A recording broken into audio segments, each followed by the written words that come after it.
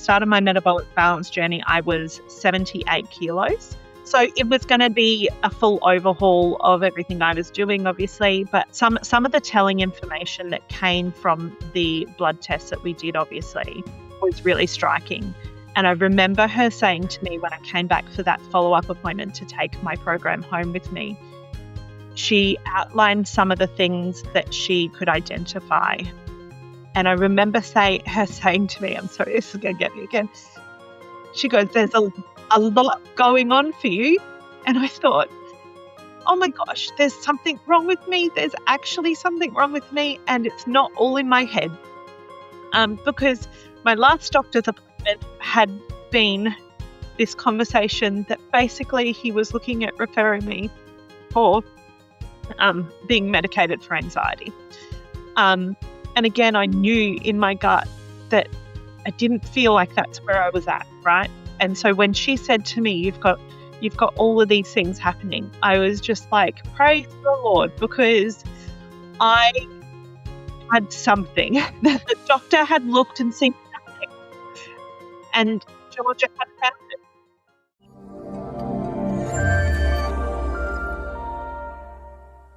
Hello and welcome to the Metabolic Balance Stories podcast. This is where we share real stories and insights into personalised nutrition, into metabolic balance, and the real stories that people have following the program. I'm Cherry Wills, I'm your host, and today I'm delighted to welcome Jackie. Jackie is a client in Queensland. She worked with her coach, Georgia Single. And it's just really lovely to chat to you, Jackie. How are you doing? I'm well, thank you. Thank you for having me. It's wonderful to have you here. So can you let me just open the doors to you to fully just, what led you to find Georgia? What led you to know about metabolic balance? So I think that my story goes back a little bit. I had a few events that happened in my life that kind of all culminated to a point. And so it actually started probably around 2019. So at that point in time, my husband and I had two daughters who were about 9 and 7. My husband was running his own electrical business and I had my own, I was self-employed doing disability services. We were heading into COVID, obviously a really strange time, and we were kind of just plodding along because we were considered essential workers and just doing what you do to get through the day sort of thing and trying to carry on as normal as possible. And I'm sorry that I could get emotional about this, so I apologize in advance. But so my two brothers and their families, well, one of them was meant to be going on an overseas trip during 2020 for a wedding. And that was cancelled due to obviously the lockdowns and that sort of thing. And instead they took a last minute trip together to a local destination. And one of my brothers didn't come back from that. We lost him in quite a tragic way. I won't go into that too much because it's quite deep. But it really sent me spiraling.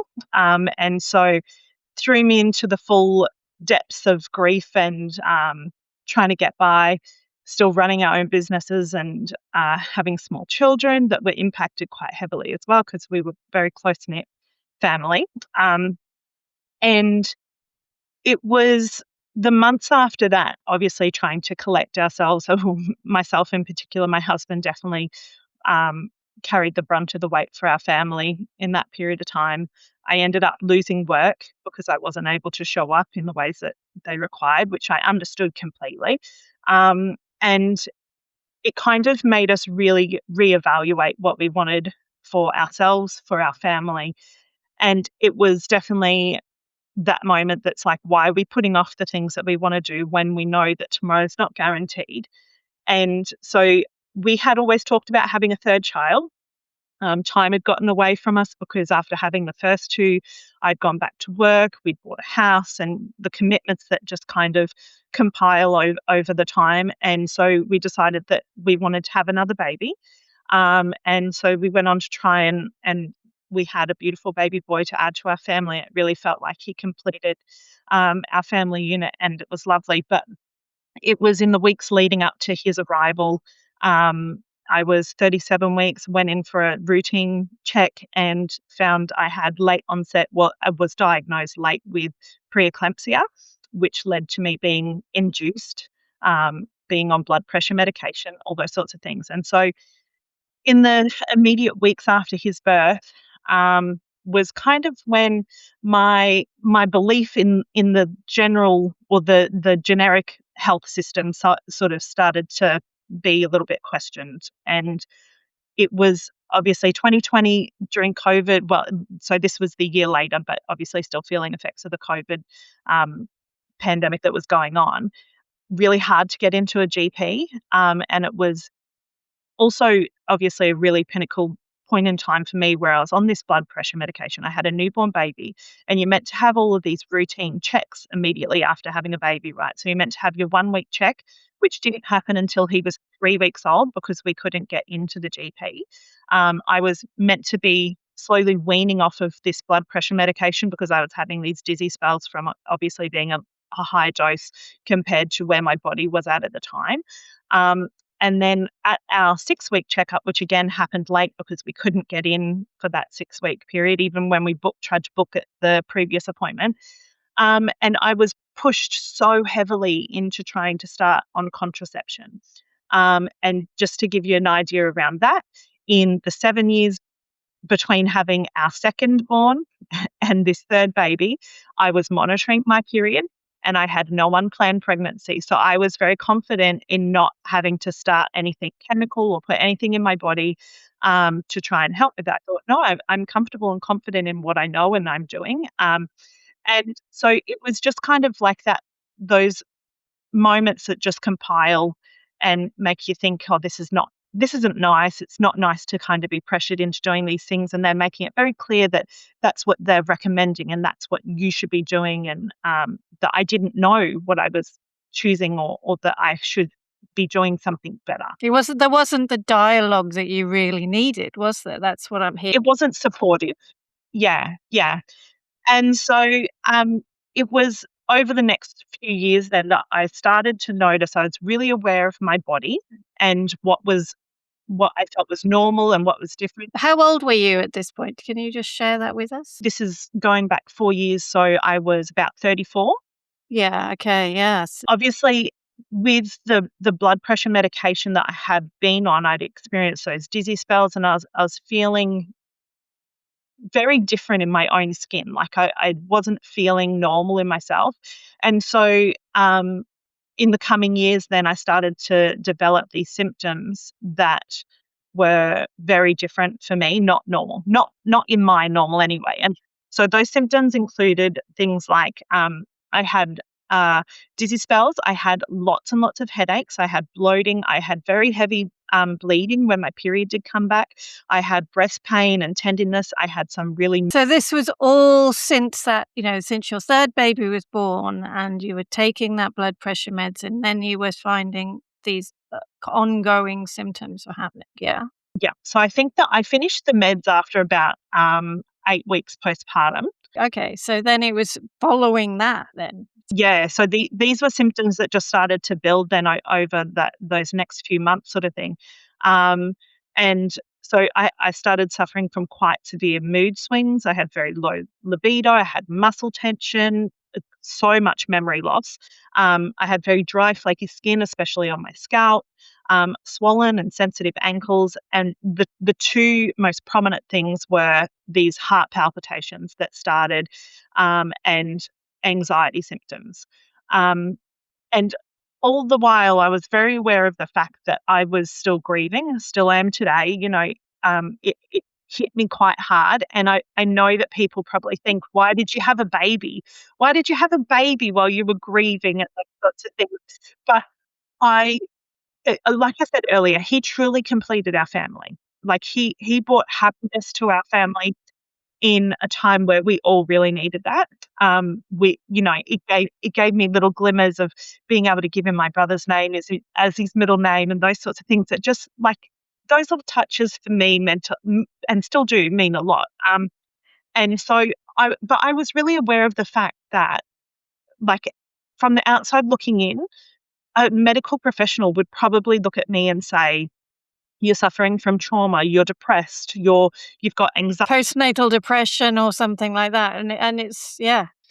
And I think I knew inside myself that that wasn't it in total. That wasn't how I was feeling, but rather that there was something else going on that was so You couldn't silence that voice, basically. You kind of felt it.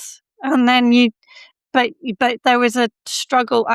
Sorry, I'm interrupting you. Please carry on. Yeah. totally right. And so, like, I was going to the GP, again, with the situation of medical care at the time, it was hard to get into the GP. Certainly couldn't see the same one twice because either they were booked out. I was trying to see a female most of the time because I felt like it was feminine health related.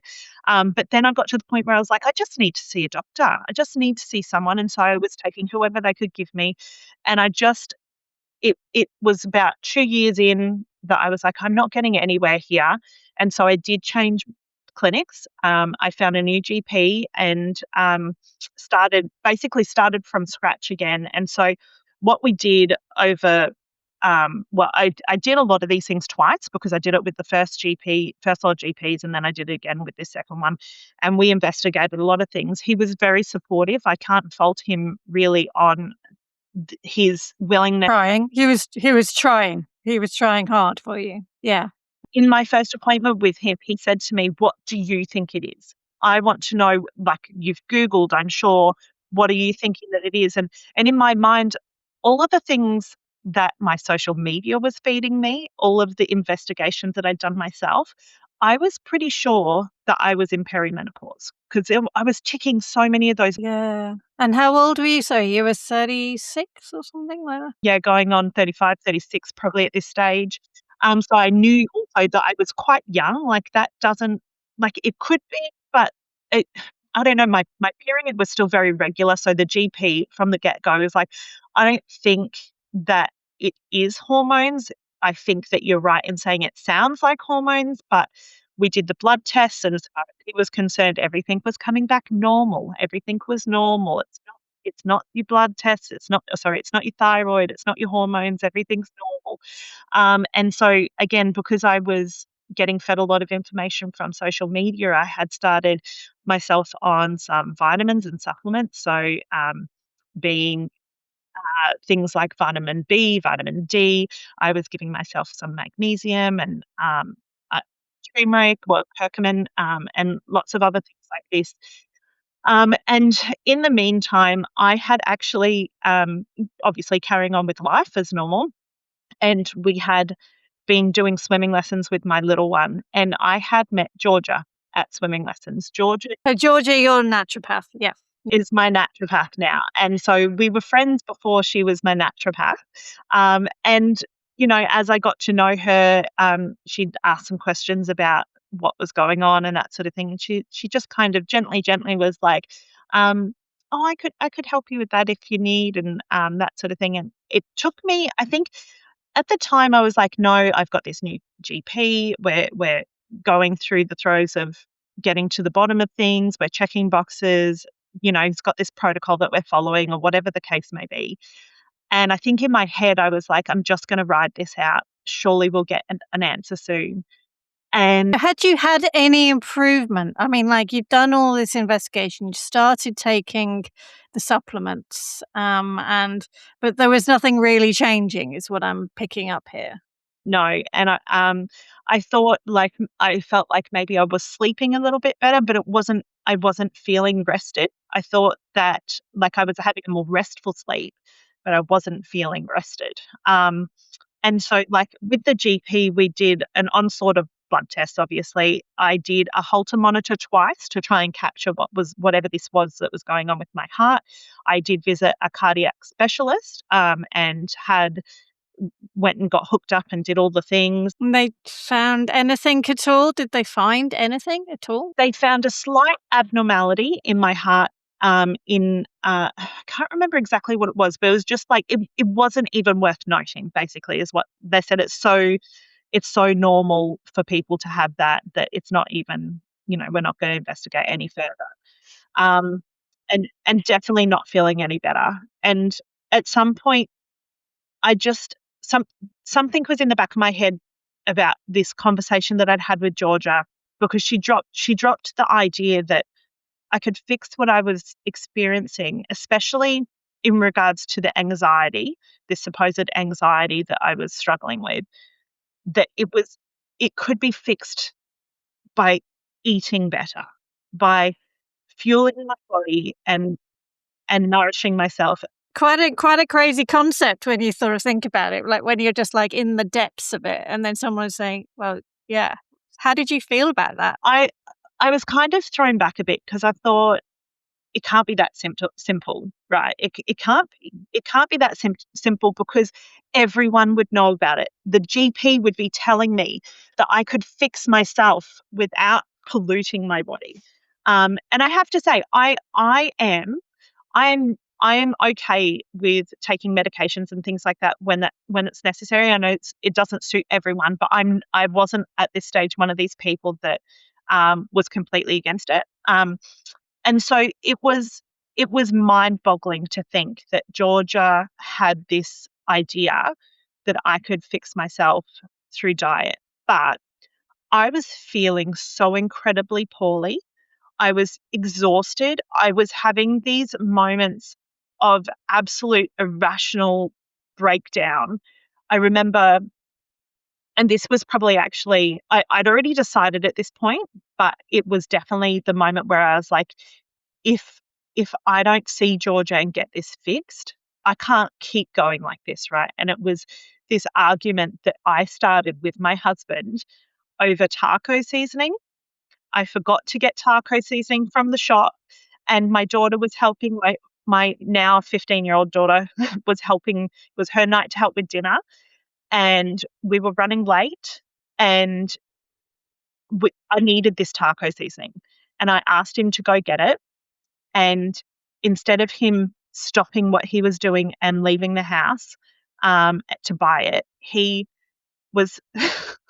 It's so ridiculous. I'm sorry. He was instead. This is so normal. This is what normal life is. This is what normal couples do. So please carry on. Yeah. He was being incredibly helpful and getting our son in the bath and setting our middle daughter up to help him have a bath, and so that could happen while he went to the shop.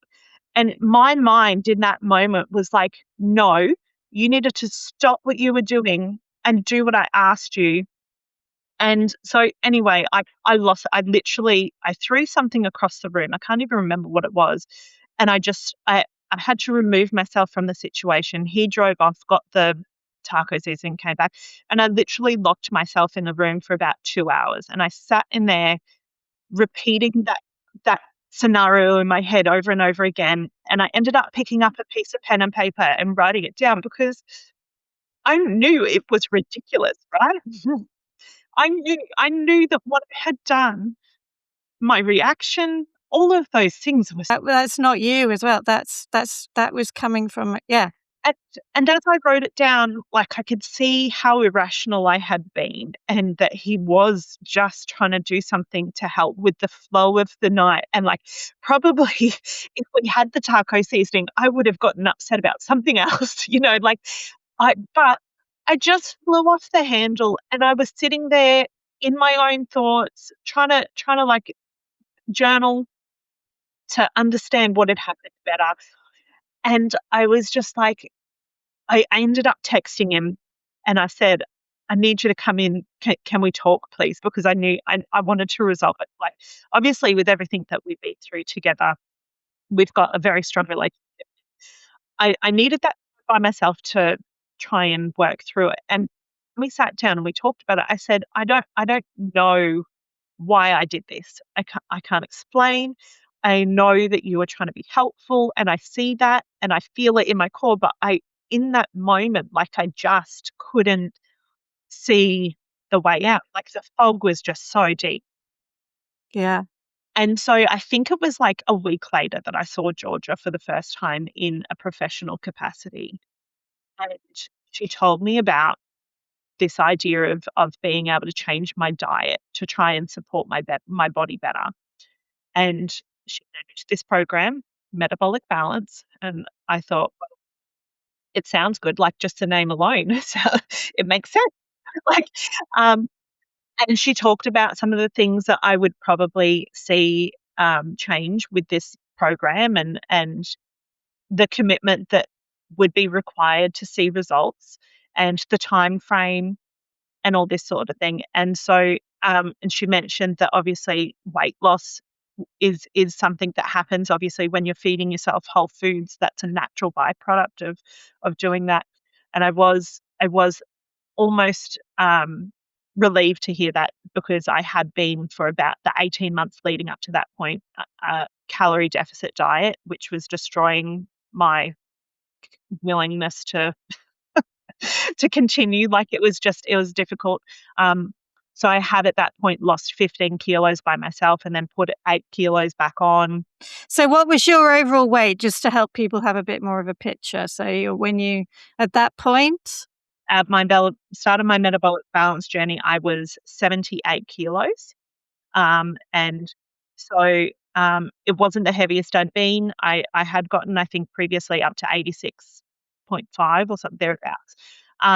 But yes, I started at 78 kilos. And now Georgia explained to me, especially with, so obviously there was a period of time between that initial visit and then actually getting my program. And of course, like, devastated to see that I had no full cream options. I had no gluten on there, which my mum is actually a celiac. So we weren't surprised. Georgia did give me the heads up that that was probably going to be the case. So it was going to be a full overhaul of everything I was doing, obviously. But some of the telling information that came from the blood tests that we did, obviously, um, was really striking. And I remember her saying to me when I came back for that follow-up appointment to take my program home with me, she outlined some of the things that she could identify. And I remember her saying to me, I'm sorry, this is going to get me again. She goes, "There's a lot going on for you." And I thought, oh my gosh, there's something wrong with me. There's actually something wrong with me. And it's not all in my head.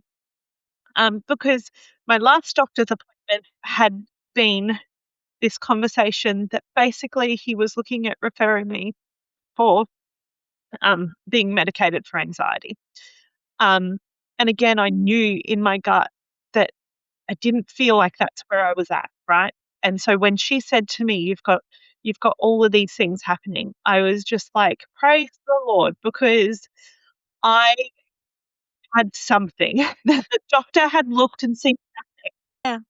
I think what you're seeing, what you're seeing is you were out of balance, basically. Wasn't I mean, like there wasn't anything wrong with you, but it wasn't balanced, so that you were feeling out of sorts and wrong. It wasn't, your body wasn't what you needed it to be. It wasn't. It was doing what it had to do because of the out of balance nature of it.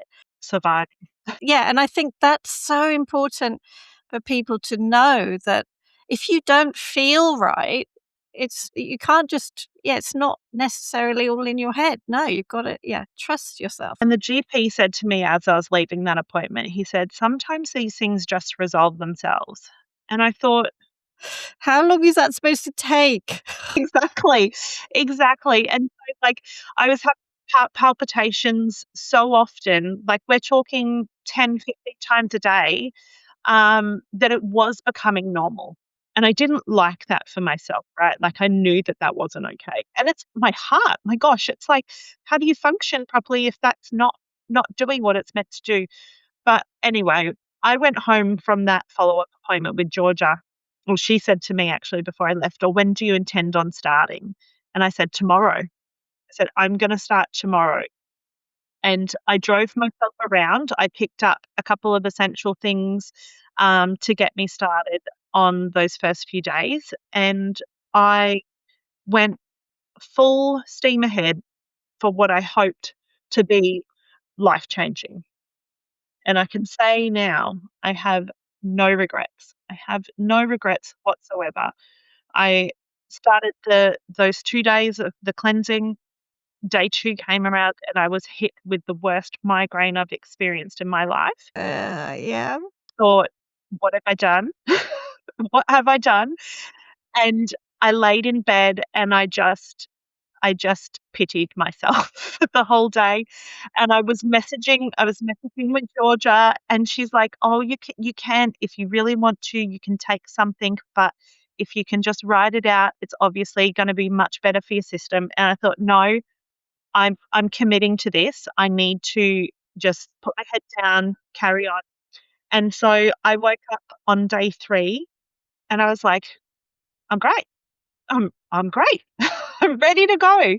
And so I started on the strict phase and, I have not looked back since then. So it took me all the way until I think I was, week 13 before I entered phase 3, which felt like a lifetime, I'll be honest with you. It felt like an absolute lifetime.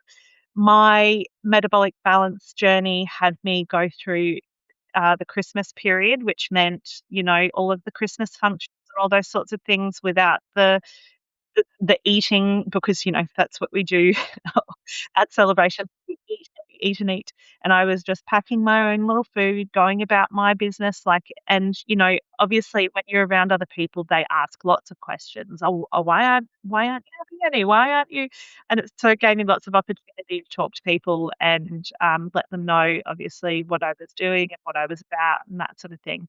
Um, but I'm really appreciative of the slow burn that it's been for me because, although, I was very committed and I stuck to it, I did stay very strict with myself.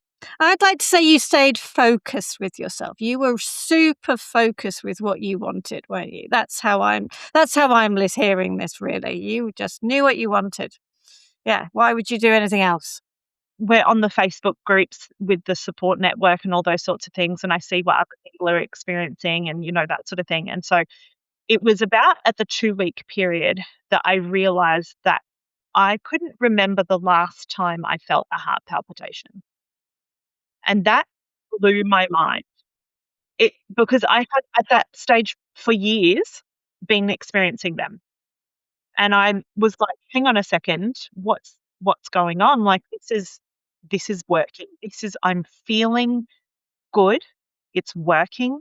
I'm feeling rested." I got to the point where I was, organically waking up at, 5:30, waking up and just, feeling lively, and those things. The other symptoms that I was experiencing just slowly disappeared. Obviously, we talk about with our coaches in regards to the hormone side of things that it takes a bit longer for everything to start to take up from your hormone balancing and that sort of thing. And now I think I'm about 18 weeks since the start, and I just entered into phase 4. I've hit my goal weight just last week. Well, I dropped below my goal weight actually just last week. Um, So what weight are you at now? so currently I'm 74.7 kilos. So the goal, sorry, 64.7 kilos. So you started off at 78 and you're now at 64, so you've lost about 14 kilos. Yeah, yeah, which was phenomenal, especially in that time period because again, the 18 months before that I had myself in a calorie deficit, it took me the 18 months to lose the 15 kilos. And this happened very quickly. Obviously, you don't want it to be too quick, but Yeah, it just was released. You were actually getting in balance and then the weight is released. That's really what happened. Yeah. and I was so surprised at how, maintaining the 3 meals without snacking and following our rules and all those sorts of things, how I did feel satiated, how I wasn't bothered by not snacking in between because I was a snacker. I'm a mum. I was the mum who would often eat the scraps off of the kids' plate because I hate waste and, you know, it's better in me than in the bin. But actually, we talked about, Georgia and I are just talking about this week. It's like we're not the rubbish tip. we're not the disposal unit. The alternative to the bin. No, the bin can take it. It'll be okay. It can just take it. Yeah. It'll deal. But so the obviously the biggest impact for me was that the heart palpitations stopped and my mood swings have just disappeared completely. I said to my girls, I had them in the car with me one day for a bit of a drive, and they're obviously very aware of what I was doing because they'd say something like, "Oh, do you want this?" And I'd say, "Oh no, it's not time for me to eat yet," or whatever the case was. And so they're very aware of what I was doing and the choices I was making. And I said to them, aside from anything physical, have you noticed anything different about me? And our middle daughter, Alexis, she's like very sheepish about it. She said, I think that you're a lot calmer. And I was like, that might be the best gift that I've gotten out of this, is that they're seeing me balanced. They're seeing me happy, like genuinely happy, because I'm not stressed about the mundane things. So I've shared this journey a little bit on my social media, and one of the things that I really talked to was this idea that I love cooking. I love providing for my family in that way, but it became such a stressful task that by the time it came to dinner preparation, I was already so tightly wound about the idea of having to do it. And then, like with 3 children, we've got one that's not eating it because it's spicy, another one that's not eating it because I don't like chicken. I've got another, like, and with that debate, and then like, my husband and my eldest, who eat everything, mind you, sitting there eating it and then don't say anything, and I'm like, I was just like a 5-star chef for you, and these guys didn't eat it. You guys have eaten it and not told me it was beautiful and amazing. And I was so hurt by it every single night, just this idea that I had to shop for these meals, plan for these meals, prepare it, and that no one really wanted to eat it. And it was just such a stressful time. And I'd gotten back to this place where I was starting to enjoy feeding my family again. I was, enjoying, I was coping well with this idea that I was feeding them one meal and I'm eating a completely different one because it wasn't fitting into my plan. And I was okay with that. And that was shocking. I think it's when you realize what you are getting and what just needs to happen for this period of change. And that's probably something that I think is worth just clarifying for people listening here, that while we want change, yes, we need that focus for the food that really works for you. But it's not forever. It is while you want change. And now, like you say, you're in phase 4, which is that whole ongoing balanced life of looking after yourself and eating well and knowing what your choices are and knowing how you're going to stay in this place. Yeah, yeah, and integrating what's become my normal into my family's life now as well, rather than trying to do it the other way. So I'm not going to go back to the old version of what I did, but rather these skills and having that balance is now working its way into my family as a whole. And so, making those little changes has been quite, it's been challenging at times. And so, like, I don't want to paint a picture that I glided through each of those phases, because it was challenging, but I knew I was feeling so much better than what I did at the start, that I was really committed to continuing to be really focused on that, like you said.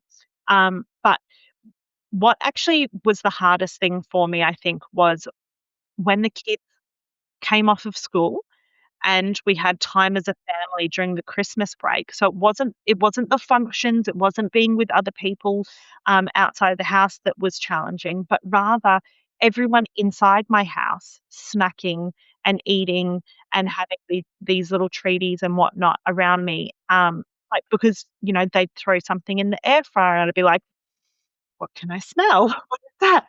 Where it is when it's just me, I work from home. Yeah. And what kept you going with that? I mean, like, can you share why why didn't you just tuck in with everybody else? Because I didn't want to take any steps back. I didn't I wanted to finish this strong, and I say finish because obviously, like, it's ongoing now. This carries with me, but I so desperately wanted to know that I could do it. I think just as a mindset thing, it was really important for me to complete it, to get out the other side and know that I had given my body the best possible chance of feeling great again. Yeah. And I mean, like, I'm just intrigued as well because you were in a dark place actually before. It was one of, I don't want to put words into your mouth, but I heard really when you were sharing is that it was really tough, your day-to-day life. You were a mum of 3 kids, a teenager in high school, and then a brand new baby, and you were grieving for your brother, and you had a wonderful I love, it's wonderful hearing the strength of your relationship. But you were not feeling yourself, as in, like, I kind of get this strong. I know this is the first time I've spoken to you, but the person that you truly are, you were not that person in those years, sort of 2020 to 25 or whatever it might be. That was not the real Jackie. It was like this, and that's really, that's what I'm probably hearing because I actually do relate very strongly to that. I've talked about my story previously, but when you don't feel right, when you are in that pain and then you start to feel better, you're like, I don't want to go back. That food, whatever might be cooking in the air fryer, I just no, that's not worth it because I don't want to feel how I used to feel. No. And even for my kids, so this is a bit of a proud moment as well. So I think it's impacted our middle daughter the most, because she said to me one day, so I've been fortunate enough that one of my meals was potato with eggs and vegetables. And I had seen on the Facebook group someone doing this sort of egg and potato mixture and putting it in a waffle press to make these kind of waffle things. I thought, what a great idea! And so I'd started dabbling in this and making these egg burgers sort of thing, and that was nice. And I thought to myself, oh, I wonder if I can do some other things with my potato because I talked with Georgia about the fact that one of the things that I was really missing was a crunchy, salty snack, right? Like I love me salt and vinegar chips, for example, which I know is probably so terrible for us with all of the nasties in them. But that it was that crunchy saltiness that I was really missing, or like a Jats cracker or something like that. And anyway, after had tried this waffle idea thing, I was like, oh, I could do this without the egg. The potato, surely with some ghee, would be really nice and crunchy, and then obviously like salted nicely. And so I'd come up with this idea of doing this hash brown sort of idea in my sandwich press, and so it made this wafer thin, crunchy, salty, delicious. That sounds. I think you're getting us all wanting that now. Yeah. I'd also developed my skill of making what I call jammy eggs, which are these soft-boiled eggs where the center's nice and gooey as well, with a little sprinkle of chili flakes and some salt, and my steamed vegetables with this hash brown. And it was truly like one of these meals that I was like, I can't wait for hash brown lunch. I can't wait for my hash brown lunch each few days, because I was sticking to my plan. My brain needed to just be like day 1 breakfast, day 2 lunch, day, like stay on that plan. And so my daughter had seen me eating this hash brown and she'd said, do you think I could try that? I was like, yeah, absolutely. We can make you one. And so she tried it and she's like, and can I have some vegetables too? I was like, hello. Yes. Like, go for it. And so she ends up eating this meal with me and she's like, Mum, you just made the vegetables and everything look so delicious. And I just really wanted to try it with you. And I'm so glad I did because it's really yummy. And I thought, gosh, How old is your daughter here? Sorry, how old is? it's 12 going on 13. Brilliant. Brilliant. And I've struggled with her protein intake. She's certainly not a big, like, whole meat eater. She'd prefer to eat, like, minces and certainly any chicken-ish products, um, and that sort of thing. And so I was really pleased that she'd had such a positive, vibe from me, eating these foods in front of her and that sort of thing. Which is so rare. I mean, like, this is so important as a mum, just showing, you're eating beautiful, all the food groups, just lovely meals a day, fueling your body, feeling good. And, actually, there's no deprivation happening here. We're just eating great food. And kids pick up on that, don't they? Yeah, and it's so good, I think, because, it opens up those conversations about, um, for her, what kind of different protein options she has to help make sure that her body's nourished in that way. She's good at eating her salads and vegetables and that sort of thing. And but yeah, I think that wasn't, a result that I'd expected for my family. Like, it was, obviously, I knew it was going to be good for me, but to have that then flow on to the family has been very beneficial. And to the point where, even for my husband, seeing the change in me, he is considering, giving Metabolic Balance a go himself. Yay! And obviously have no apprehension for him to do it. I know how good it will be. But also, in the same token, and, like, I've listened to other podcasts and couples who have done it and know that they did it at similar times. Obviously, it's It can happen in all sorts of different ways. Yeah. but I just know that, he would have different requirements as far as, like, what he wants to get out of it. But I know for a fact that he'd probably get things on his plan and it'd be like, "I'm so jealous that you got that. That makes it so easy," or, like, those sorts of things.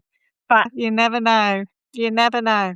Mm. I love that the family have really rallied for me on it and see the benefits, to the point where our eldest daughter, Chloe, she suffers from some really terrible, allergies. And again, like, just being able to have those conversations with Georgia.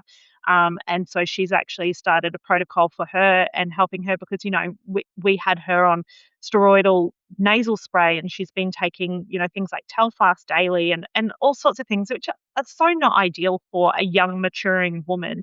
And so to be able to, I think for me, like, part of this is the awareness of alternative options and how they're truly beneficial for us, because I think that we're so used to hearing about what mainstream does, and mainstream so frequently are just like, here's a pill for that, here's something for that, rather than finding, Is how you medicate that problem. Medicate. here's how we mask it. Yeah, rather than getting to the bottom and finding what's causing it, which I love for me, because I did feel so deep in my soul that I wasn't suffering from anxiety.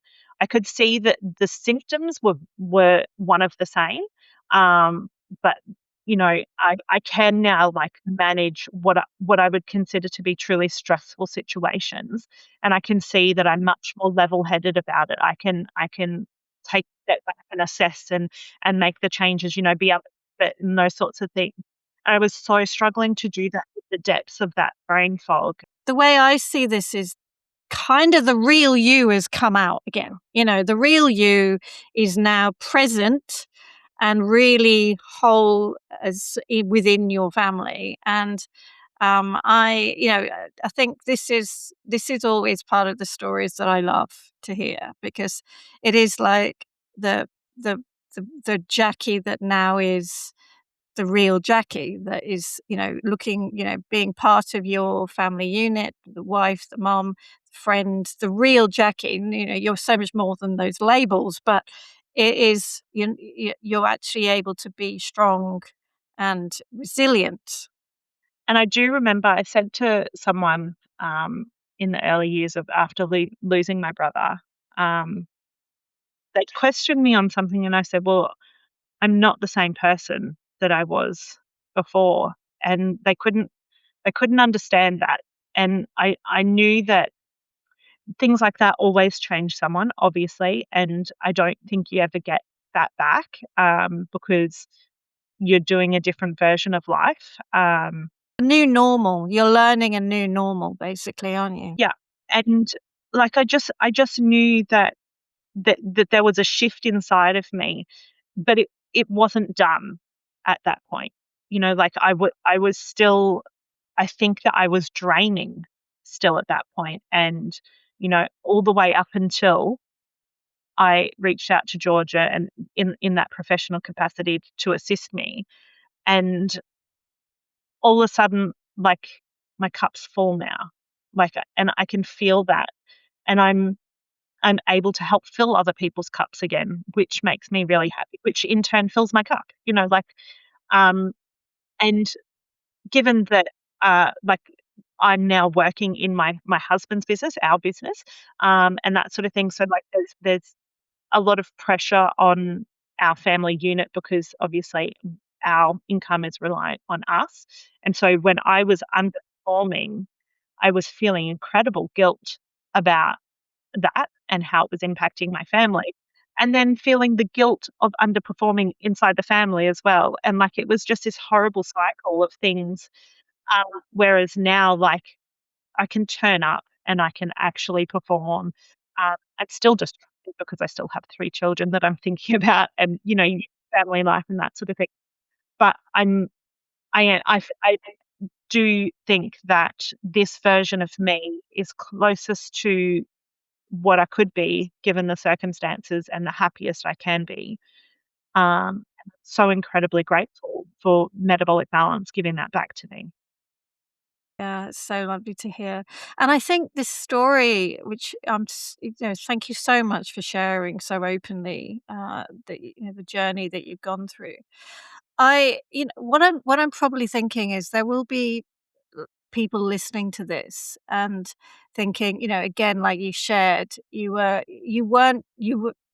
under pressure. There were money pressures, there was family responsibilities.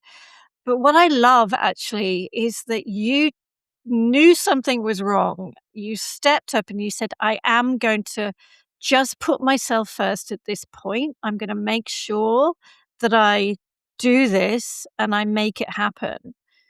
How do you think, because there will be people probably listening, oh no, because of family money straight, I can't do that. What would you say to them as in, making that choice to put yourself first? Yeah, it was a struggle because even when I went from the initial GP clinic that I was at to going to the new one, I went from a bulk billing practice to a non-bulk billing practice. So that was a financial burden in itself. And so to see the GP every time, to be out of pocket and have no answers was hurting. And we sat down, my husband and I, and Shane said to me, "You're more important than us having a little bit of savings or whatever put aside. I think that you just have to do it because obviously, like, you know, naturopaths aren't covered by Medicare. Metabolic balance isn't covered by Medicare. But the taxing that my body was experiencing, obviously, I don't think I could have put a value on that. I, I just, I not that I needed the permission, but Shane, my husband, was just definitely that deciding pushing factor was him saying, "You need to do this for you. We need you to do this for you. Just do it." Um, and so being able to do that without the guilt of spending that money on myself, um, was was great. But I think that ultimately I just had to do it. I don't feel like I had another option. What Georgia was telling me, the potential benefits and results from doing the metabolic balance program were like they were just within reach. And so if I hadn't have been able to just commit to it, I don't think I could have experienced it, even if it was just her making some recommendations over some dieting changes, that sort of thing. Um, I don't know that it would have been enough. Don't know that it would have been enough. So I just had to commit to, yeah, biting the bullet and doing it. And so now though, like when I think about like how much money we would have spent on takeouts and those sorts of things normally as a family. Like, it's expensive to go and eat out as a family and that sort of thing. Um, and so in the period of time that's passed since starting, I think that we would have actually saved the money in eating whole food at home and that sort of thing. And so I think it does come full circle. I see that all the time. I mean, like the amount of money you say, I see the program pay. You know, and what I would love to, obviously, I mean, Georgia's going to talk you through this. I mean, you've got her, but it is this remembering that over the coming years, there will always be different times where you need to reset yourself. And the thing is, you just get your plan out again. You do that, you go into phase 2 for a couple of weeks, just kind of give yourself that rejig, refocus and reset. And that's what, it's pretty much what I've done. Because when I first did my plan, I think I was 39, 39. I'm 52 now. So I've done many resets through my 40s and into my 50s now. But that's what and you don't have to pay any more money to do that. You just go and buy your food. That's another thing, actually, being on the younger end of the scale and entering into it. I think to myself, right, so I probably am somewhat in the start of perimenopause, and to be able to have this in my back pocket as my body starts to age and change, I'm like, I'm already on the front foot with that, right? Because I don't have to start from scratch, from absolute scratch. If things start to go a little bit sideways, I've already got this skill and the tools that I need to help me limp through those bits to then feel good again. And I know that things change and that at some point I might need a new plan, but I will have no hesitation whatsoever in sticking my hand up and like, "Hey, Georgia, I need help again." Um, because I think that, and this is the thing, it's like it is a tool in our toolkit to be able to access. It changes the way that we operate, we function, and the saying that a tradesman's only as good as his tools, or whatever it is, or that a good tradesman never breaks his tools. Because the thing is that if we're using our tools as they're intended, then we're always going to have a good result. And so that tool now is forever in my toolkit, ready to go, and I can action whenever I need to. Yeah. It basically, you've learned the knowledge now. It's like you've gone to school again. You learned really this crucial bit of information, this knowledge, and then now you implement it as and when, and all, as in, in the right way for the right times, and just keep on looking after yourself. And I am so excited that is, yeah, I love it when people kind of get it. This is kind of what I try to teach so much, and you've kind of you just shared it. Like, I'm like, yay. And the interesting thing that I found is that, so I'd mentioned earlier about like being influenced by Instagram, for example, and that I'd found my own supplements and I was doing my best to try and help myself.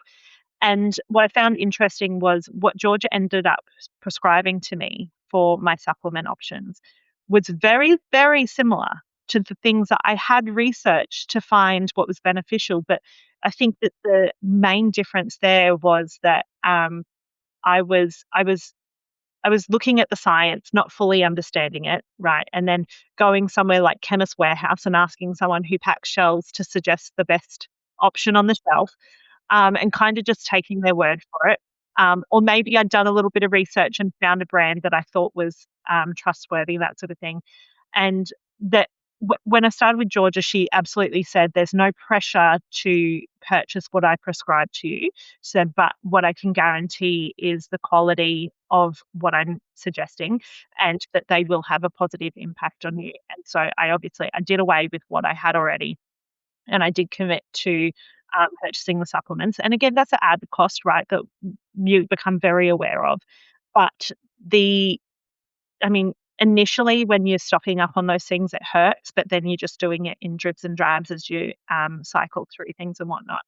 But I just found it really interesting, the fact that I could see the science in what I had previously researched myself. What Georgia did for me is she took that science and she was able to explain it to me in a way that I understood, and a way that made sense, so that I could see how those things were then going to benefit me.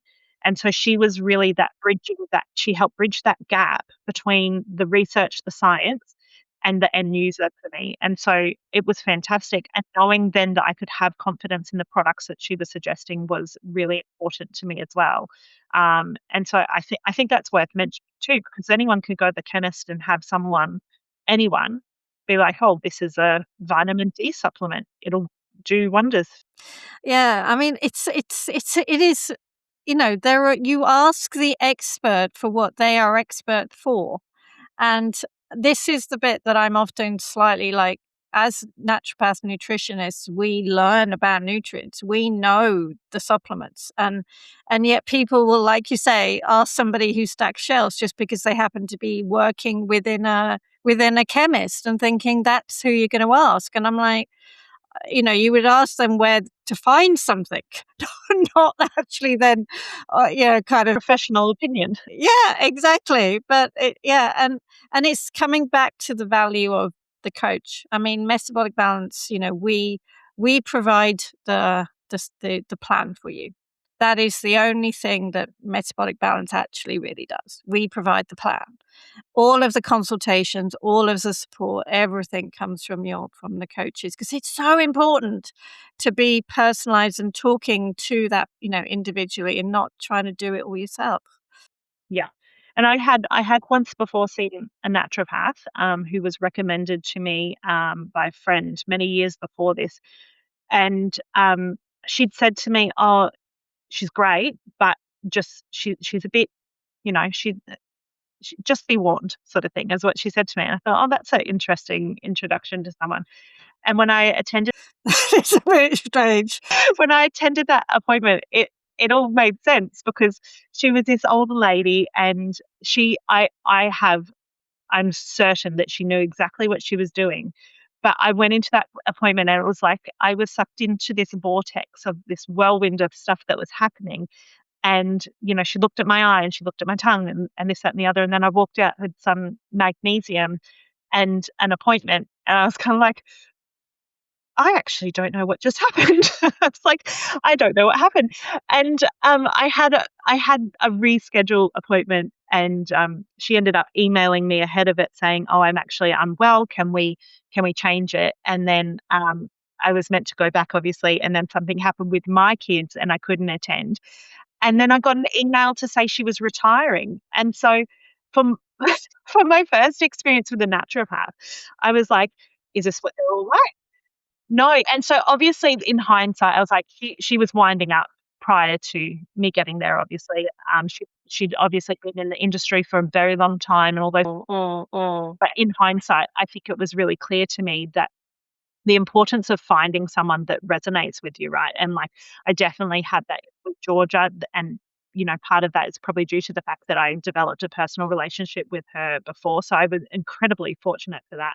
But I don't know that I would have had the success that I had without having a really good support person in my coach. And she made herself available, um, for questioning and all those sorts of things outside of my appointments, which I think is really important, because you don't just have questions during appointment times, right? And sometimes you get to a point on your plan, you're like, hang on a second, I'm now confused as to if I need to change my quantities, because now I'm adding in X, Y, and Z, and that sort of thing. And so to be able to have a reliable support person in your coach, I think is so important, isn't it? And I think that's one of the things that's also different when you are trying to do lifestyle change, because that's actually what you lifestyle change. Doing it by yourself when you have questions, when you are like, is this how I'm supposed to feel? Is this normal kind of thing? Or what do I do? Because sometimes those questions can be really minor points, but actually, when you've got a question, you want to know an answer to it, and that's where it's so important. Feel big deal though as well, right? Like, but if I get this wrong, what's the impact? Will I be starting from scratch again? You don't know exactly, but I think thank you so much for sharing your story. It's such an important one, and I know I hope you. I'm so delighted that you said yes to MB. And because I've been doing this for a very long time, and when people just say yes, sometimes you have no idea really what the journey ahead is going to be, but you kind of go, I just got to say yes here. I've just got to make it happen. And you're now where you are, and it's just so wonderful. And I think one of the things, I'm just so thrilled for your little baby son too. I just, because he's got the real mum that he's got the real you. Yeah, yeah, absolutely. And I think that with regards to metabolic balance, like my part of my journey was sharing it to what little amount of people are interested to listen on my social media, because I think that the awareness about our health, especially for women, and taking care of ourselves and prioritizing our health is lost in our day-to-day life. And I think that, when we have the opportunity to share it, if it gets to one new person who might be desperate like I was, then it's worth it. And I think that that's why I want to be real and share what I've done and experienced, because it was so beneficial to me. So I hope that the next person gets even half as much as what I have out of it. Yeah, it's so worth it. Thank you. Thank you so much. And if anybody would like to find their metabolic balance coach, please do check out the website, metabolicbalance.com. And also you can check out Georgia Single as well, in Queensland. And it's just, yeah, it's wonderful that we were able to hear your story, Jackie. A massive thank you to you. Thank you for having me. So we will see you next time, where we will hear more metabolic balance stories. Bye for now.